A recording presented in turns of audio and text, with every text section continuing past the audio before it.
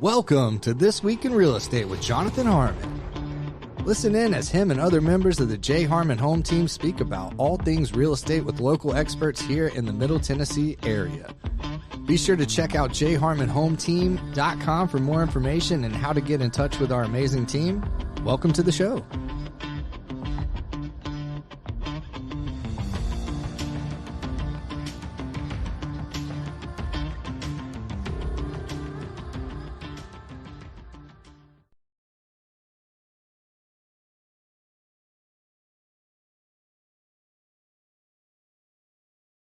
Shirt.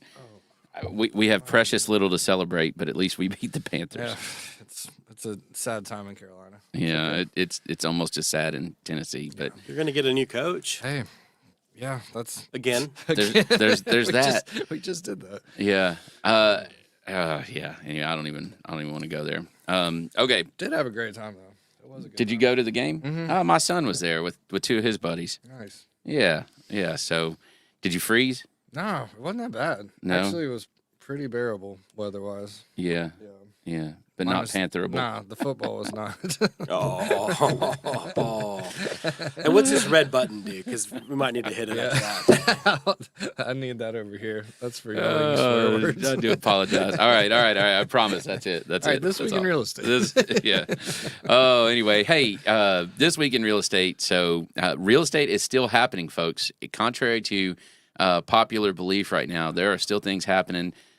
We actually got an offer on one of my listings last night. We're working it today, and it's still happening. So, if you are buying, I'm gonna just lead with this disclaimer, and then Brian's gonna tell me all the reasons why I'm wrong, and that's okay. But if you are in the market, it is actually not a horrifically bad time to buy. But, and this is the but, right? The big old but is you can't buy based on what you think rates are going to do 6 months, a year, whatever from now. Is that a fair I statement? mean, I'm not going to rip you for anything that you've said so far. Okay. So it is actually a great time to buy on the house market side of things. It's just really difficult on the interest rate side of things, the mortgage interest rate. So be wary of folks that are telling you, oh, don't worry about the payment. Don't worry about the payment. You can just refinance it later. Can you just hold on for a certain period of time? That is really bad and dangerous advice, isn't it? Yeah, I think so. I mean, think about all the people that bought in 2005, and they really stretched their budget. I'm sorry, 2005, in 2022, and when rates moved into the fives, and anybody that got that advice and was stretching their budget, and then they saw rates go all the way to 8, and they're thinking, man, I may never get to refinance. And in reality, they may not. They actually have a really good rate. So there's that to be thankful for, though, right? Right. So on the if hopefully their incomes have grown, hopefully they're doing okay, and they're comfortable with that payment. Hopefully they got good advice with the time that they bought, and they understood that if they're buying in this rate range, that might be where they stay. And there's no guarantee of being able to refinance. But I think a lot of people were just throwing out marry the house, stay at the rate, buy now, refi later, things like that. And those are all fun things to say, but they can lead to somebody having that kind of misunderstanding that there'll be a chance to refinance, and the reality is, those people may not. And I think there's two things going on there. One is wishful thinking, right? Like, oh, we really need that rate lower, so if we really need it lower, therefore somehow it's going to go lower. That's one thing. But I think there's also a certain amount of folks in this industry, your side and my side. By the way, this is Bryan Nale with Primis Mortgage. I never did introduce our guest.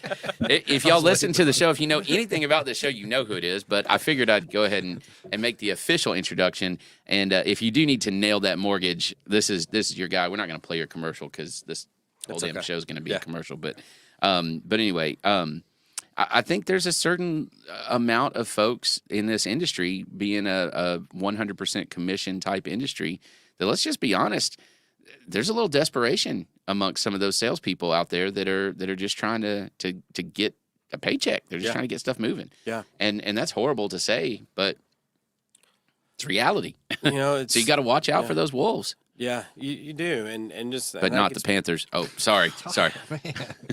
Let's don't stop.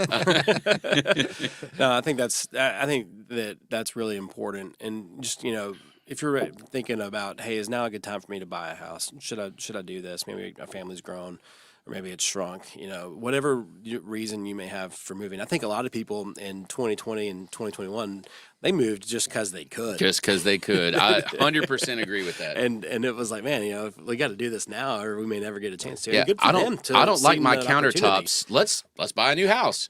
Yeah. So, my wife bought a townhouse when she graduated from college, and it was actually in Laverne, right next to Laverne High School, and it was a nice place, perfect for her and me after we got married, and we'd been married for. You mooched off of her. I did. Yeah. Oh man, I always tell people there's two stories of should I get a credit card in college or not, and there's my wife who had great credit when she graduated and used her credit card responsibly, and then there's me that maxed out 3. So yeah, I can talk about credit from my own personal experiences. Yes. But so that the dishwasher broke in that townhouse, and next thing you know, we're buying a place in Blackman. Yeah. Yep. But and I get it, right? If you're at the point of 2% interest rate, in the 2s, in the 3s, it's free money. Yeah. Basically. Yeah. And now it's a big decision. Right. And especially if you're sitting in those 3s or 4s or even 2s, and you're contemplating, you got a new baby on the way, like you said, a life event of some sort. You really want to move mom in, whatever. Dad just passed away, and it's like, do we do an addition? Do we, what's a better use of? What's the right play? Yeah. Is it better to borrow equity in the home to add on? Is it better to go get a new mortgage? And those are questions that a lot of people are asking, and I think that's also kind of one of the things that's kind of choking the market right now. And if you look at how many of the listings and availability is new construction right now, there's a lot there. I've got that. As a matter of fact, thank you for throwing that out there. Okay. This is the first time. So I've been in the business for 14 years, and this is the first time I remember this ever being the case. Okay, are you ready for this? New construction right now. This is on just single family in Rutherford County. Okay, that's it. Active and coming soon. New construction is 51.9% of the available inventory. Wow. It historically rides around 25 to 30. Wow. And I don't think, and I'd have to do the numbers on here, but I don't think that it's that there's significantly more units of new construction. I think there's significantly fewer units of existing homes. And so, therefore, it drives that percentage up. That would make a lot of sense. So, just as an example, the lowest point in our available inventory was October of 2022, okay? And when I say lowest, this is within the last, 7 years, okay?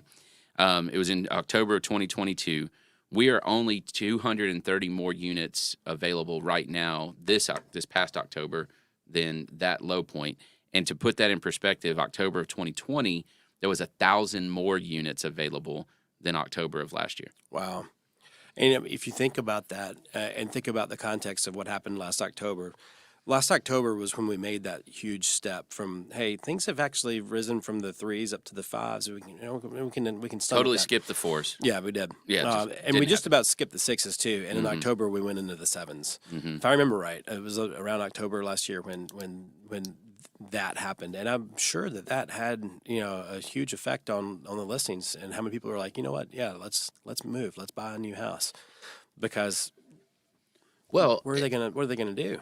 And man, so many people. Listen, if you're one of the people that's saying what I'm about to say, you need to bite your tongue and listen to me, okay? I've heard so many people say, well, I don't know what the big deal is. When I bought my first house, it was 14. Or whatever, right? 12 or, whatever. Okay, yeah, that's great, okay? But let's talk about the reality of the perfect storm that happened at that moment, okay? At that time, you had some inflationary situations. Your rates went from, they were sitting in the 7s and 8s, and they went from 7 and 8 to, 12 to, 17 or so is about where it capped out, okay? Yeah. All right. That's huge, right? That's a big rate. Okay. The average house, however, at least in this area, was like $35,000, $40,000. Yeah. Right? Okay, so now let's talk about right now.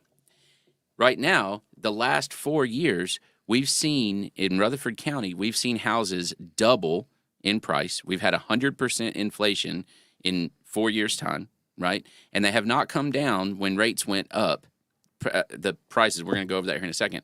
Prices are effectively zero, right? They're the same as they were this time last year. It is literally zero year over year, October to October. Okay? So that's one piece. They've doubled in 4 years. Wages have definitely not doubled in those 4 years, right? If they've gone up at all, it's less than 10%. Wages haven't doubled in a long time. Right. Like, yeah. And rates went from the 2s and 3s and 4s, so they, depending on exactly when you bought, they either doubled or tripled. So affordability went down by as much as 300%, and wages didn't go up at all. Right. So it's not the same, y'all. No, it's not the same. It's not. And if you think, and also in the context of just with the percentage of household budget that your family's income, how much of that was going towards mortgage, even in 15, 16%, and it's nowhere near what we're seeing now at the purchase prices that we have and where interest rates are. Yeah, exactly. I mean, so please stop making that those comments because they're not valid. I mean, at all. I'm seeing less of that, but Me too. But you still do from time to time, and it's usually somebody on social media that just wants to. Wait, you mean social media is not accurate? Every once in a while, it might be. What's that whole blind squirrel thing? And I'll tell you what else has happened for the first time in my career in this industry in 14 years. And listen, you purists out there, you investor types, I get it. I'm not exactly accurate with this, okay? But just hear me out, all right? If you were to go buy a house today in West Fork subdivision in Smyrna, okay, which is for whatever reason I always refer to that. It was where my first house was, so it's the starter house neighborhood, right? So 1,200 square foot, all brick, 1-car garage, okay, third of an acre lot. I mean, it is a picture perfect little neighborhood, right? If you were to go buy that house today, that house would run you about $360,000, give or take. Okay, let's say $340,000 to $370,000. All right. So if you did an FHA loan on that, Brian, quick math. Okay, what's the payment? FHA loan, 3.5% down. That's where most people get their first mortgage, right? On a 370. Let's go with 350. Let's see how fast he is, y'all. Spitball it. I'm going to spitball it at $2,400.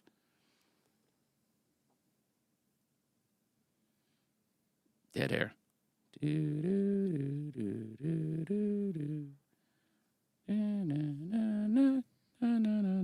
Yeah, you're 2375.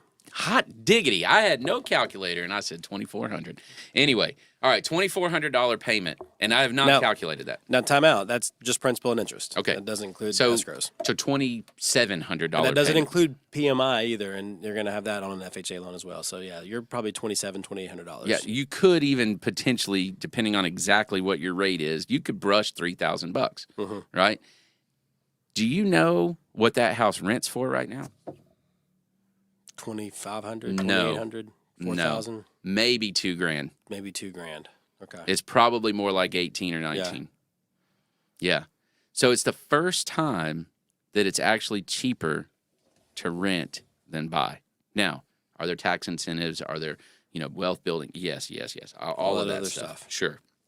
But if I am just a brand new family or a single person that just needs somewhere to lay my head at night and somewhere for my kids to go to bed, I'm very payment sensitive. Why would I not rent that house? It makes a lot of sense.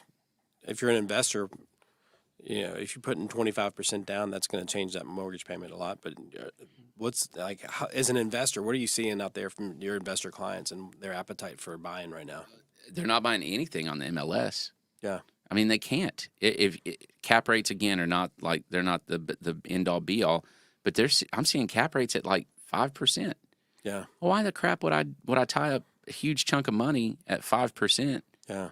Instead of I just throw it in almost throw it in a money market and Just make about, that. at least that way you're liquid.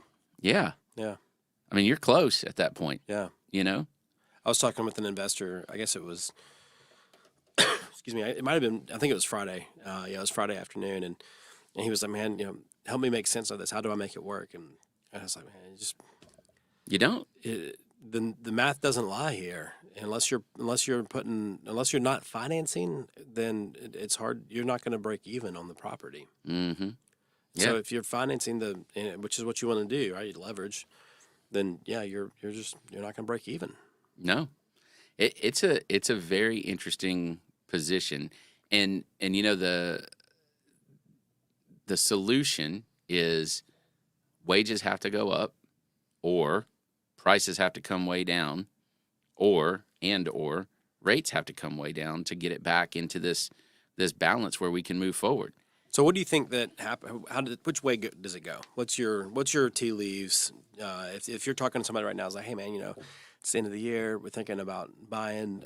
Should we wait and see if rates come down? How do you frame your conversations with those clients? I mean, I think at this point, I think we all believe, and not just wishful thinking. I think all the indications are that rates are going to come down.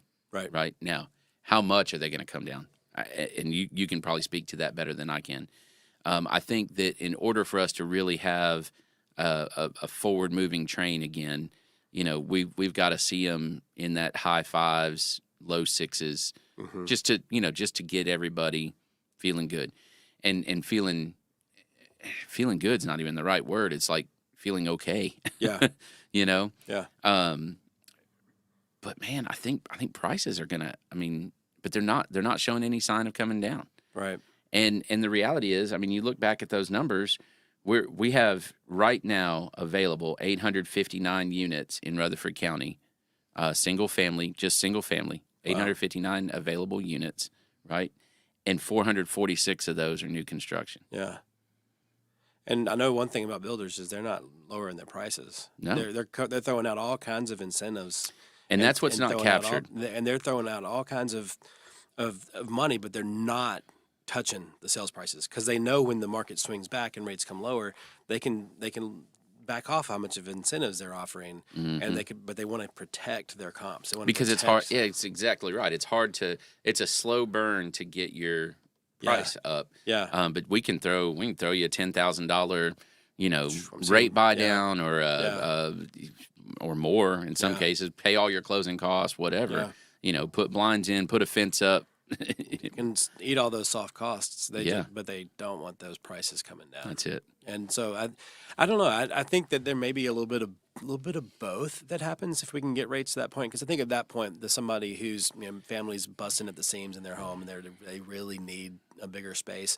Maybe they're ready for their second home or their third home. They're going to be able to bite the bullet, so to speak, of going from 3.25, 3.5 to low high fives. They'll be able to. They'll figure out a way to make that work because they'll just be so fed up with their living situation and ready to move that when we can get to that range, they'll make the move. But Brian, what's that going to do to prices?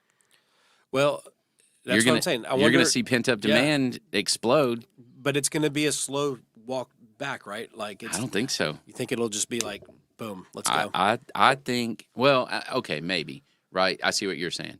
So if rates today are at 7.5, right?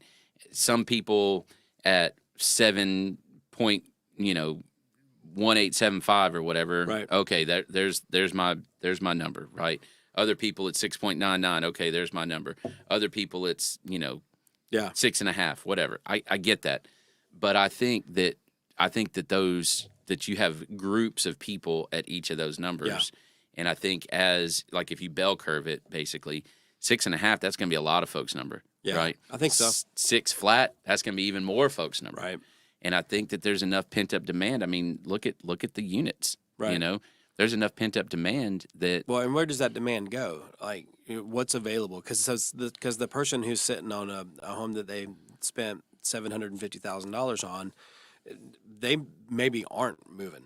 maybe they're like, we bought this house in 2020, 2021, and it was our forever home, and we're not going anywhere. Maybe, So or it's going to be harder for that family that's in their second home to move up to their dream home. or the flip side, they bought their third home, and they still paid $600, $650, whatever for that third home. And when they did that, they brought equity from their second home, and they brought $400,000 worth of equity into that. So they're only sitting on a $250,000 worth of payment. Yeah. Right. Yeah. And so the jump from that $250,000 at say 4% interest to $350,000, $450,000 at 5.5% or 6% interest, it's not an enormous jump. Right. So for them, and they want the space, or they're downsizing because kids left, whatever. Right. It's not a huge jump. I think the biggest thing, or not the biggest thing, but I think one thing that's become clear to me is that it's going to be hard to downsize. It's going to be really hard to make it make sense to downsize unless you're really if you're thinking, hey, we're empty nesters now, the kids are gone, but it's time for us to downsize. You're probably not really truly going to do that until your home and the yard becomes too much maintenance for you, and you're going to go into some kind of. Except that if you've been smart through this, you've upsized correctly and you've built up a ton of equity. Right. And so your downsize purchase is going to be cash. Yeah, and it very easily could be, but then how much of that? How much cash are you tying up compared to? Oh, it's all of your house cash. Yeah. Right. So at that point, it's just a shuffle.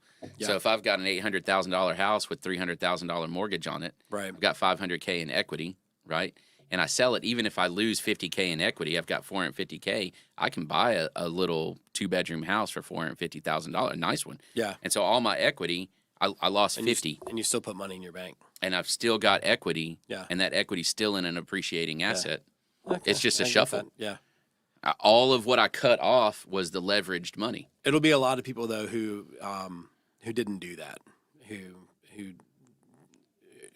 will be in a harder position to downsize because and there could have been some logic behind this. And I think a lot of my clients said this and hey man, I can get a mortgage I could put down $250,000 more, but I'm a little bit behind on my retirement savings. So I'm going to actually finance a lot of this purchase at 3%. And even so, okay, great. So you sunk $100K back into your retirement.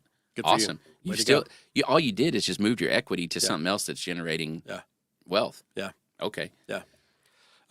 It's fun times. Yeah. I think though that if you're that person right now is like, should I buy or should I wait? I think if you decide to go the waiting route and see what happens, you want to be in on the first wave of people coming back into the market. Well, there's an inherent risk with either option, right? So the risk with buying now is that your payment is high. Yeah. Right? I mean, it just is. And there's a possibility that prices will drop. I mean, we're flat right now year over year, okay? It's possible that prices will drop. We've seen some months as we've gone through this cycle where, prices have dropped. Last fourth quarter, they dropped about 9%. They came back up during the second quarter. So that's a risk. There's also the risk that you're just not going to get what you want. Yeah. I mean, what we haven't even talked about the institutional buyers that now own over 2% of all. 2 companies own over 2% of all the houses in Rutherford County. Yeah. Let that sink in for a second. Yeah. There are 2 companies that own 2% of the entire housing inventory, not available inventory, all of the houses in Rutherford County. Yeah. That's crazy. Yeah. That's crazy. And those houses, in my opinion, will never be on the market again. I don't believe they will. There's no reason for them to. No.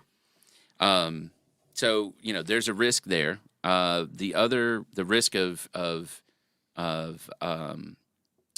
waiting is prices do go back up or continue to go up, even if it's a little, and rates don't drop.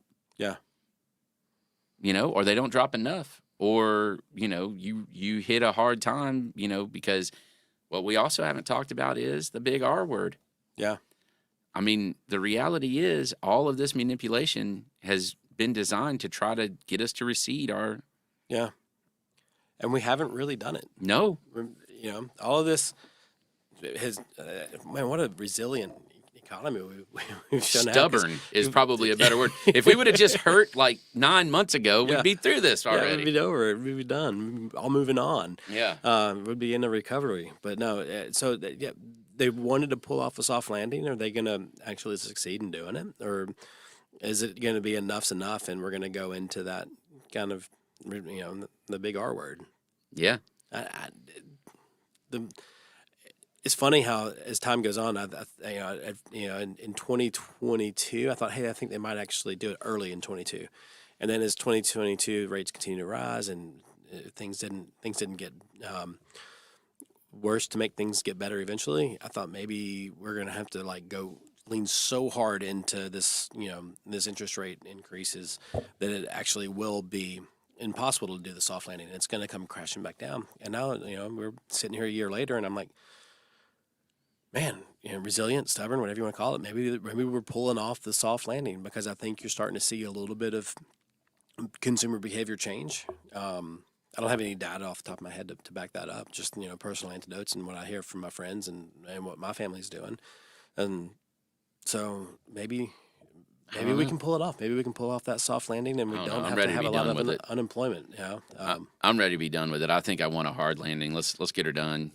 Let's just suck it up. And man, that's tough for a lot of families, though. I know, especially in 2008 when it hit. You know, that's that was right around my dad's retirement age. You know, and the twilight years of his career. And I just, you know, I got a big old soft heart, and I think about everyone who might be, you know, in that phase of their lives, and then to go into that, it's well, the reality is you're just a nicer guy than I am. Yeah, so, and I'm okay with that. I mean, that's fine. But yeah, I just think about the human aspect of it. And I do too. And all actual people in those unemployment reports. I know. I know. You're right. Yeah, I don't know. I don't know what we're gonna do. Yeah. I don't know what's gonna happen. I mean, you know, the last Federal Reserve meeting or whatever, they basically did nothing. Right. Kind of kicked the can down the road. Yeah. There's a whole lot of folks that see that as a good thing. It is a good thing. Right. I believe that it is. Yeah. And I think your rates, your market reacted to that as if it was a good thing. Yep. We saw mortgage rates finally retreat some excuse me, after that. And I think the Federal Reserve is kind of in a spot now where they're like, all right, we've done a lot. Let's let what we've done work before we lean into that too hard. Like I was just saying, maybe they don't. Maybe they realize that if they do keep leaning into that increases in rates, it could cause us to fall off that cliff. So if they continue to kind of just have a wait and see how things go, and unemployment numbers continue to go up and payroll numbers continue to go down, then that's going to give them the confidence that they've done enough and they can just kind of ride this thing out. And then, but I think they'll slow walk the rates down. They're absolutely. not gonna. They don't want the Volcker mistake to happen. You know, they said that all along when they started raising rates. Just because things slow, just because we may not have to raise them anymore, doesn't mean we're going to start lowering rates. So I wouldn't expect them to lower their target funds rate anytime soon. Mm-hmm. But what might start to happen is more liquidity come into the mortgage-backed securities market, and as that starts to happen, maybe we get more in line with the traditional 2% spread to the 10-year, and that's when we'll see mortgage rates and having enough improvement to get into the ranges that you and I have talked about. Because the reality is that right now, mortgage rates, and if you geek out on this stuff, mortgage rates are not following a historical pattern right now. Correct. They're higher than they, quote, should be. Yes. Yeah. And that's because of the lack of liquidity, you know, and like that one particular investor that I was talking with on Friday, he was just like, man, I don't want to pay points. And well, for an investment property, you're going to have to. And there's a lot of value in points right now. So for people who are thinking about buying, you know, you can hedge some against the rate stalling out by buying it down a little bit. And there's opportunity there. Well, and you guys are doing that. What's the lock thing? The 2 month? What? Yeah. So tell me about that. Lock and shop was a thing that got real popular last year. We're doing a lock and drop where we'll give you you can go ahead and lock in. Now you need, I don't know if we're going to continue this into December, and today's November 27th. So I might be talking about something that's got a 3-day shelf life. Mm-hmm. But if you're thinking that you're in the next 60 days, you want to buy a home, you can go ahead and lock your rate now. Go out there and shop. You don't have to worry if the market spikes back up, because we've seen the market really cool off, right? Rates have dropped in the last 3 weeks. So if you can lock now, and if rates continue to drop, when you go into contract, we can relock you, float you down, and there's no charge, there's no games, there's no what's the worst case scenario. It's just, we'll do a market to market reprice of your mortgage, of your lock. If rates go up, you're good. You're protected. You don't have to worry about that. So there's no risk to this, other than, if it just takes you longer than 60 days to get to the closing table. And so you do have to close within 60 days. Right. Okay. Now, that's one thing that we've got going. The other thing that we've still got is the no lose November, where we don't want to lose anything to rate. So if you've been working with an online lender or somebody that your realtor doesn't trust to actually deliver like a timely close, if you need to close in 2.5, 3 weeks, whatever that time frame might be for your file to work, whatever reason, you just want to get a better rate, bring us your numbers, and we'll make sure that we won't lose right now on rate. And if we say, hey man, that's actually too good, we can't do it, then we'll just pat you on the back and say, you got a great deal, man. Yeah. Rock and roll. And most of those are with new construction. The big guys that own their own mortgage company. That's tough to compete with right now. They're using their mortgage company as a loss leader. Yeah. And then there's the bounce back, right? That's not just something that's going to come and go away. The bounce back program is where you buy now, go ahead and we close, we do your mortgage for you, and we look up, and as long as you've made your first 6 payments on time, we'll refinance that mortgage for you if there's an opportunity to, with no loan application fee, and we'll also make sure that you don't have to pay for an appraisal. We'll either get an appraisal waiver, or we'll give you a credit to take care of it. Gotcha. Very good. All right, man, I appreciate you. Appreciate having somebody that is in the know and able to articulate that, because it's complicated, it's scary, and I forget sometimes what I do know, so we can have conversations, and then I start spouting out some of those same things, and some of my clients are like, what? And it gets intimidating. I get that. So if you want somebody that can talk to you in your terms, no matter how sophisticated you are, right? Top, bottom, doesn't matter. I think Bryan's your guy, and I'll be happy to sit with you and translate if he does go over your head. So I think something I've heard you say 100 times is now a good time to buy? If it's right for you, then it is. And at the end of the day, I think that's the best advice that we can give to people. Is like, let's talk through this. That's right. Is it right for you? Is it right for your family? And here's the reasons why it may be. Here's the reasons why it may not be. And we'll just have a conversation about that. And the number one thing that you need to know about the two guys sitting at this table right now is that the conversation is going to be motivated by your needs. It is not because I need to get a paycheck. Right. I'm good right now. Bryan's good right now. We of course we want your business, but we want your business because we want it to help you. Right. We want it to be at the right time for you. That's right. Yep. All right, Bryan, I appreciate you, man. Anything else cool going on? Gosh, just Friday night, the Christmas tree lighting downtown Murfreesboro. That's going to be fun. That's going to be a good time. Yep. So my daughter's singing at the campus school choir. Nice. So we're going to go and watch that, drink some hot chocolate, kind of do a little shopping around the square. Heck yeah. That's going to be awesome. The 15th, Cedar Glade. Yeah. We've got a fun Christmas show. It's going to be the Santa's Little Helper show. So we've got Chuck and Charlie coming in. They are a blast. Excuse me. And there may be a semi-celebrity Santa Claus there. I can't wait. Yeah. I hope that there is. Yeah, it's a possibility that this particular guy is going to come out of retirement.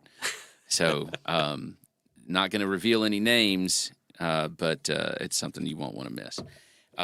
So that's over at Cedar Glade. And then we've got our Procrastinators Craft Fair.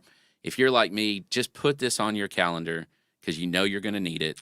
Please do yourself and your loved ones a favor and do not go shopping at Walgreens on Christmas Eve. Okay? Come to Cedar Glade, have a beer, get some cool stuff on December 23rd, and hang out with us. It's going to be a lot of fun. And if you get there and we've saved your relationship, then maybe you'll just break into some Christmas carols. It'll be great. That's all I got. Great. Trent, how about you? No, I don't have anything. That was good stuff, though, as always. Appreciate you both. Yep. How's that new Carolina tattoo looking? Hey, get out of here. This ship has sailed. It's hard right now. Love you, man. Painful. Okay. Love y'all too. All right. You guys have a great rest of the week. We'll talk to you again soon. Bye.